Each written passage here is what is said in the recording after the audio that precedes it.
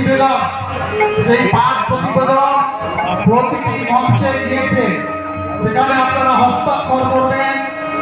এই হস্তাক্ষরিত আবেদন পত্র আমরা মহামান্য রাষ্ট্রপতি মহিম ওনার হস্তে এবং ভারত সরকারের কাছে পৌঁছে দেব।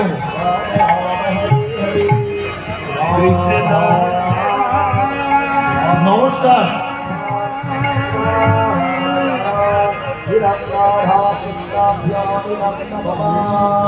ভারতবর্ষে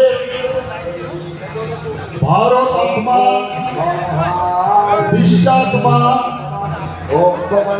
ভগবান শ্রীকৃষ্ণের মুখনিসৃত বাণী শ্রীমদ্ ভাগবত গীতা আজ থেকে 5267 বছর আগে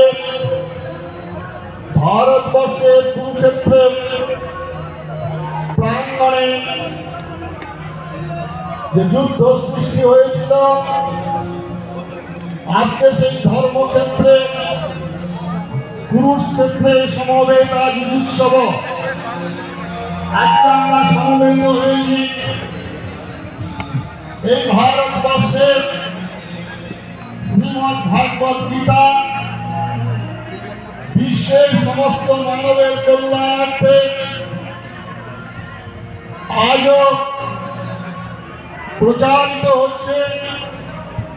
জাতি, ধর্ম, বর্ণ, রাজনৈতিক দলমত নির্বিশেষে শ্রীমদ্ ভাগবত গীতা সবার মুক্তিদাতা।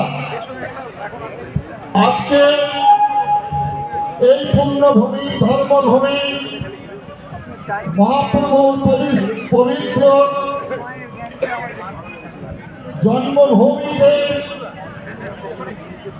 মায়াপুর ইস্কন মঠের